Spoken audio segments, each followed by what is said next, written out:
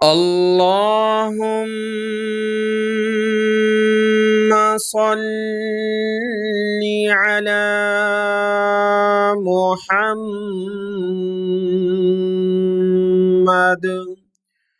وعلى آل محمد۔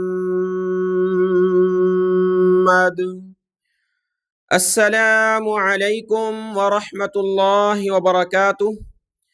آج کے اس سبق میں ہم سیکھیں گے سورۃ النساء کی آیت نمبر 4 سے، اور پارہ نمبر 4 ہے لن تنالوا البر۔ سورۃ النساء یعنی عورتوں کے احکامات کی یہ سورت شروع ہوئی تھی، تو اس کی آیت نمبر 4 سے آج کا سبق شروع کرتے ہیں۔ آج کے اس سبق میں عورتوں کے مہر کے بارے میں، جو بیویاں ہیں ان کے مہر کے متعلق ذکر ہے، اور جو یتیم بچوں کا مال ہے ان کو کب دینا ہے اس بات کا ذکر ہے۔ شروع کرتے ہیں۔ اعوذ باللہ من الشیطان الرجیم، بسم اللہ الرحمن الرحیم۔ وَآتُوا النِّسَاءَ صَدُقَاتِهِنَّ نِحْلَةً فَإِن طِبْنَ لَكُمْ عَن شَيْءٍ مِّنْهُ نَفْسًا فَكُلُوهُ هَنِيئًا مَرِيئًا۔ یہ آیت نمبر 4 مکمل ہوئی۔ اس میں اللہ تبارک و تعالی نے حکم فرمایا ہے وَآتُوا، اور دے دو، النساء، عورتوں کو، عورتوں سے مراد بیویاں ہیں کہ بیویوں کو دے دو، صدقاتہن، ان کا مہر، نحلہ، خوشی سے، کہ تمہارا جس عورت کے ساتھ نکاح ہوا ہے، جو مہر مقرر ہوا ہے وہ تم پر لازم ہے دینا، تو خوشی سے اس کو ادا کر دو۔ یہ زمانہ جاہلیت میں کیا ہوتا تھا کہ کوئی باپ اگر اپنی بیٹی کا کسی سے نکاح کرواتا تھا تو اس شوہر سے خود لے لیتا تھا، جو بھی معاوضہ بنتا تھا، مہر بنتا تھا، وہ خود باپ لے لیتا تھا، اس کا دادا وغیرہ لے لیتے تھے، اس لڑکی کو کچھ نہیں دیتے تھے۔ یہ زمانہ جاہلیت کی بات تھی۔ یہ آیات نازل ہوئیں اور اسلام آیا، لیکن آج بھی بہت سارے قبائل ایسے ہیں کہ عورتوں کے بارے میں ان کے اندر کوئی وہ نہیں ہے اسلام اور دین کی بات کہ ان کو حقوق دے دیں۔ تو آج بھی بہت سارے ایسے ہیں جو بیٹی کو دے دیتے ہیں آگے، اور ان کے بدلے میں معاوضہ یا مہر خود لے لیتے ہیں، حالانکہ یہ مہر اس عورت کا اور بیوی کا حصہ ہے، اسی کو دینا ہے۔ وہ لے کے دوبارہ تمہیں واپس کر دے تو وہ پھر تمہارے لیے جائز ہوتا ہے۔ تو اللہ نے فرمایا کہ وَآتُوا، اور دے دو، النساء، عورتوں کو یعنی بیویوں کو، صدقاتہن، ان کا جو مہر بنتا ہے، نحلہ، خوشی سے دے دو، اپنے اوپر بوجھ نہ سمجھو، یہ برکت کی چیز ہے، تم اس کو خوشی سے ادا کرو۔ اگلی بات دیکھیں، فَإِن طِبْنَ لَكُمْ عَن شَيْءٍ مِّنْهُ نَفْسًا، فَإِن، پھر اگر، طِبْنَ، وہ خوشی سے دے دیں، لَكُمْ، تم کو، عن شَيْءٍ، کچھ حصہ، منہ، اس مہر میں سے، نفساً، از خود یعنی دل سے، فَكُلُوهُ، تو تم اس کو کھاؤ، ہنیئاً، مزے سے، مریئا، خوشی سے، یعنی خوشگوار طریقے سے تم اس کو کھاؤ۔ اللہ نے یہاں یہ بات بیان کی ہے کہ جو تمہاری بیوی ہے، جو مہر مقرر ہو چکا ہے، وہ خوشی سے تمہیں واپس کرے۔ دیکھیں یہاں خوشی کی بات ہے، ایسا نہیں ہے کہ خاندان میں وہ بیوی بیچاری کہتی ہے کہ جو مہر مقرر ہوا اب کیسے لوں، بہت سارے گھر والے کیا کہیں گے، کتنی بھوکی ہے اور شوہر کو نہیں دیکھ رہی اور اس سے مہر وصول کر رہی ہے اور مطالبہ کر رہی ہے، ایسی بات نہ ہو۔ آپ خوشی سے وہ مہر اس کے حوالے کریں۔ اب وہ پورا کا پورا یا اس میں سے کچھ چیز، یہاں دیکھیں نا، خوشی سے دے دے تم کو کوئی حصہ اس میں سے، آدھا مہر یا کوئی حصہ تمہیں واپس دے دے، باقی رکھ لے، یا پورے کا پورا تمہیں دے دے، تو اللہ نے فرمایا پھر اس میں سے کھاؤ، یعنی وہ جو مہر ہے تم کھاؤ مزے سے، خوشی سے، تمہارے لیے حلال ہے، برکت والا ہے، لیکن وہ خوشی سے دے۔ آج کل کیا ہوتا ہے کہ پہلی بات تو یہ ہے کہ وہ عورت بیوی کو وہ دیتے نہیں ہیں، دوسری بات یہ کہ کیا کرتے ہیں کہ وہ زور زبردستی اس طرح ہوتی ہے کہ وہ عورت مجبور ہو جاتی ہے اور معاف کر دیتی ہے، لیکن وہ دل سے نہیں کرتی۔ یہاں بات ہے نفسن، از خود، دل سے، دل کی خوشی سے وہ معاف کرے۔ اب اور شوہر کی عزت کی وجہ سے، خاندان کی عزت کی وجہ سے وہ کہتی ہے ملے گا تو ویسے بھی نہیں، اور الٹا بے عزتی اور ذلت ہوگی، اسی وجہ سے بس کہہ دیتی ہوں مجھے شوہر کو مہر معاف ہے، تاکہ دوسرے ساس سسر والے دیکھیں کتنی اچھی ہے بہو، لیکن یہ دل سے بات نہیں ہوتی۔ تو اچھا ہے کہ اس کو دے دیا جائے، وہ خوشی سے اگر شوہر کو واپس کرے گی تو وہ شوہر کے لیے مزیدار، خوشگوار اور حلال جو ہے رزق بنے گا۔ اور اسی طریقے سے مہر کے متعلق آخری بات کرتے ہیں، پھر اگلا حکم پڑھتے ہیں کہ یہ مہر جو ہے واجبات میں سے ہے، یعنی لازم ہے، جیسا کہ کسی کا حق ہم پر ہوتا ہے اور ہم جو ہے اس کو نہ دیں اور اس دنیا سے چلے جائیں تو وہ حق ہم پر رہتا ہے۔ تو یہی حق بیوی کا بھی ہے، وہ خوشی سے خود معاف کر دے تو اچھا ہے، نہیں تو اس کو دینا ہوگا،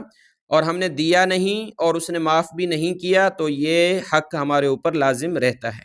تو اس کی جو ہے تمام جتنے بھی ہیں جن پر حق ہے یہ مہر، تو بیوی خوشی سے معاف کر دے، نہیں تو اس کو جو ہے ادا کریں۔ آیت نمبر 5 دیکھتے ہیں۔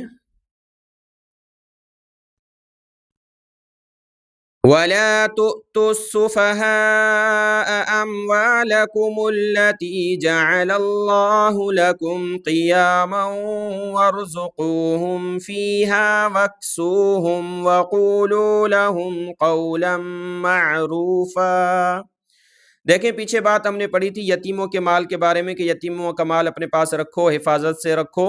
اور جب بڑے ہو جائیں گے تو ان کو دینا ہے۔ تو یہاں اللہ نے فرمایا کہ وہ جو بے وقوف ہوں، یعنی ابھی ان کے اندر عقل نہیں آئی، یتیم بچے کے اندر یا بچی کے اندر ان کا مال تمہارے پاس ہے، تو ان کو بے وقوفی کی حالت میں تم نے نہیں دینا ہے۔ جب وہ بالکل عقل والے ہو جائیں، اپنا نفع نقصان سمجھتے ہیں، ان کو کوئی چیز دے دو، بیچ کے آ جائیں یا کچھ خرید کے آ جائیں چیز، تمہیں پتہ ہو کہ اب یہ اپنے مال کی حفاظت کر لے گا یا کر لے گی، پھر اس بچے کو بچی کو دے دو مال، اس سے پہلے نہ دو۔ تو اللہ نے یہاں فرمایا وَلَا تُؤْتُوا، اور مت دو، السفہاء، نادانوں کو، جو بے وقوف ہے، کم عقل ہے، اس نادان کو نہ دو،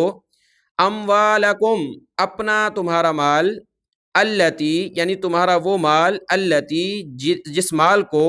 جعل، بنایا ہے، اللہ نے، لکم، تمہارے لیے، قیاماً، سہارا۔ دیکھیں قرآن مجید میں اللہ نے مال کو سہارا فرمایا ہے، کہ جس پراپرٹی ہے، کاروبار ہے، وہ تمہارے لیے ذریعہ معاش ہے، یہ ایک سبب ہے، دنیا دار الاسباب ہے، تو اس سبب کو تم کھو نہیں سکتے، ضائع نہیں کر سکتے، کہ جس مال کو اللہ نے تمہارے لیے، جس کاروبار کو اللہ نے تمہارے لیے آمدنی کا ذریعہ اور سہارا بنایا ہے، تو تم ان کو بے وقوفوں کے حوالے نہ کرو، کیونکہ ان کو دیں گے تو وہ اڑا دیں گے، ختم کر دیں گے۔ تو اللہ نے فرمایا اموالکم، تمہارا مال، تو اس میں یتیم بھی آ گیا، جو یتیم تھا، جس کا مال ہمارے پاس تھا، اس کو بھی نہیں دینا اگر اس کے اندر عقل نہیں ہے۔ دوسرا، بہت سارے ماں باپ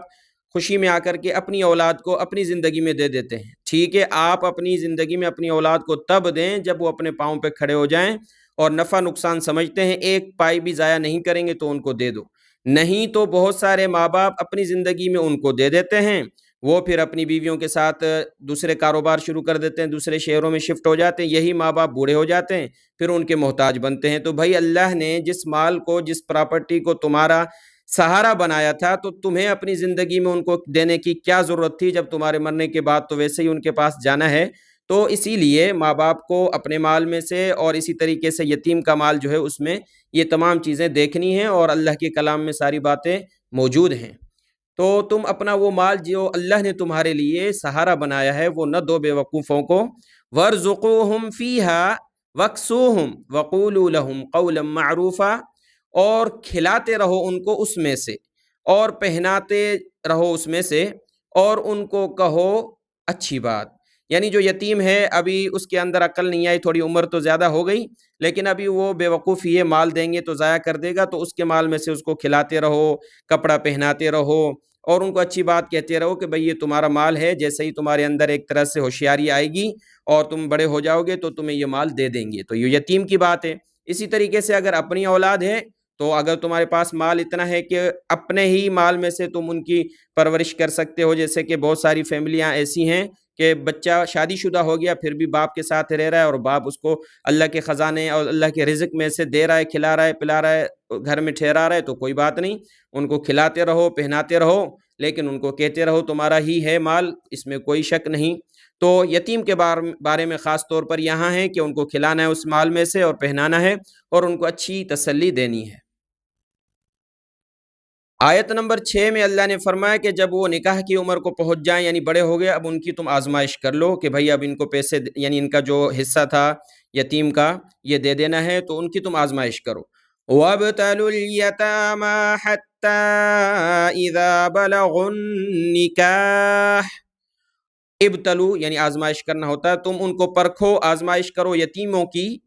حتیٰ یہاں تک کہ اذا جب بلغو وہ پہنچ جائیں النکاح نکاح کی عمر کو، بڑے ہو گئے۔ نکاح کی عمر کی قید نہیں ہے 15 سال ہو 18 سال ہو، بلکہ نکاح کی عمر کے پہنچنے سے مراد یہ ہے کہ جو آثار ہوتے ہیں، لڑکا ہے تو اس کے اندر آثار ہے کہ اس کو احتلام ہو جانا، یا پھر اس کے جو ہے داڑھی کا کوئی بال، مونچھ کا کوئی بال آ جانا، یعنی ایسے آثار ظاہر ہوتے ہیں جس سے پتہ چلتا ہے نکاح کی عمر کو پہنچا ہے، یہ بچی ہے، اس کے بھی اپنے آثار ہوتے ہیں۔ تو نکاح کی عمر کو پہنچے تو تم نے یتیموں کو پھر آزما لینا ہے۔ فَإِنْ آنَسْتُم مِّنْهُمْ رُشْدًا فَادْفَعُوا إِلَيْهِمْ أَمْوَالَهُمْ، فَإِنْ پھر اگر آنستم تم پاؤ، تم محسوس کرو، منہم ان میں، رشدن سمجھداری، تم سمجھداری ان میں محسوس کر رہے ہو کہ ہاں یہ اب سمجھدار ہو چکا ہے، فَادْفَعُوا تو دفع کر دو یعنی حوالے کر دو، الیہم ان کی طرف ان کے مال، دفع سے مراد بھگانا نہیں ہوتا، فَادْفَعُوا یعنی دے دو، حوالے کر دو، الیہم ان کی طرف، اموالہم ان کا جو مال ان کی وراثت میں کسی کی، ان کے باپ کے فوت ہونے کے بعد وہ یتیم کا حصے میں آیا تھا تو وہ مال ان کو دے دو۔ اور اگلے حصے میں اللہ نے اس مال کو فضول خرچ کرنے سے منع فرمایا ہے، وَلَا تَأْكُلُوهَا إِسْرَافًا وَبِدَارًا أَن يَكْبَرُوا، وَلَا اور مت، تَأْكُلُوهَا کھاؤ اس مال کو، اسرافاً فضول خرچی کرتے ہوئے، وَبِدَارًا اور جلدی کرتے ہوئے، أَن يَكْبَرُوا یہ کہ وہ بڑے ہو جائیں گے۔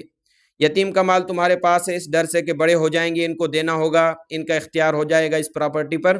تو کیا ہے کہ جلدی جلدی خرچ کر رہے ہو، اپنے اوپر بھی اس کے اوپر بھی، اس کو کھلا رہے ہو، پہنا رہے ہو، گھما رہے ہو کہ بھائی تیرا مال خرچ ہو رہا ہے۔ اور اسرافاً یہ ضرورت بھی نہیں ہے، یہاں بغیر ضرورت کے اور ضرورت میں جلدی جلدی خرچ کر رہے ہو، بڑے ہونے کے ڈر سے کہ ان کو دینا پڑے گا، ایسا نہ کرو۔ آگے اللہ نے فرمایا ہے کہ جو یتیم کو پال رہا ہے وہ مالدار ہوگا یا غریب، ان دونوں کا حکم دیکھیں۔ وَمَن كَانَ غَنِيًّا فَلْيَسْتَعْفِفْ، ومن اور جو کان ہو غنیًا مالدار، فلیستعفف وہ بچتا رہے۔ یتیم کا جو یتیم بچہ بچی یا یتیم کا مال جس بندے کے پاس ہے، وہ اس بندہ ولی سنبھالنے والا جو شخص ہے وہ مالدار ہے، خود اس کو اپنی جائیداد ہے یا آمدنی کا ذریعہ ہے، تو وہ یتیم کے مال سے بچتا رہے، صرف یتیم پر خرچ ہو بس۔ ومن کان فقیرن اور جو ہو محتاج، یعنی جو بچے کو سنبھال رہا ہے تو یتیم کی پراپرٹی تو ہے، یعنی یتیم کے وراثت میں مال آیا ہے، لیکن جو سنبھالنے والا اس کا رشتہ دار ہے وہ غریب ہے، محتاج ہے، وہ اس یتیم کو ہی سنبھالتا رہتا ہے، اس کے کام کاج کرتا رہتا ہے، اس کی اپنی آمدنی کا ذریعہ نہیں ہے، فَلْيَأْكُلْ تو وہ اس میں سے کھاتا رہے، بالمعروف جائز طریقے سے۔ جائز طریقہ یہ ہے کہ بھئی اس سے کھانا کھا لیا، کبھی کپڑا لے لیا تھوڑا سا، یعنی ضرورت کی چیزیں، اس میں نہ موبائل آتا ہے، نہ کار آتی ہے، نہ اضافی چیزیں یہ نہیں آتی، یہ جو ضرورت ہوتی معروف ایسی چیزیں جو کھانے پینے تمہارے رہائش میں جو ہے لگ جائیں، تو وہ یتیم کے مال میں سے استعمال کر سکتا ہے۔ فَإِذَا دَفَعْتُمْ إِلَيْهِمْ أَمْوَالَهُمْ فَأَشْهِدُوا عَلَيْهِمْ وَكَفَى بِاللَّهِ حَسِيبًا۔ فَإِذَا پھر جب دفعتم تم حوالے کرنے لگو الیہم ان یتیموں کی طرف، یعنی ان کی طرف، اموالہم ان کے مال، فَأَشْهِدُوا تو گواہ بنا لو ان پر، علیہم ان پر۔ اب بچہ بڑا ہو گیا، یتیم بچی ہے یا بچہ، جو حصہ ان کا آپ کے پاس تھا آپ ان کو دینے لگے ہو، تو اس بات پر تم گواہ بنا لو۔ یہ معاملے ہوتے ہیں، معاملے پر گواہ، یہ قرآن پاک کا حکم ہے کہ لکھت ہو اور گواہ ہوں، تاکہ آگے چل کے کوئی بات نہ ہو، ساری تفصیل واضح کر کے گواہ بنا کے وہ مال ان کا حصہ ان کے حوالے کر دو۔ وَكَفَى بِاللَّهِ حَسِيبًا اور کافی ہے اللہ حساب لینے والا۔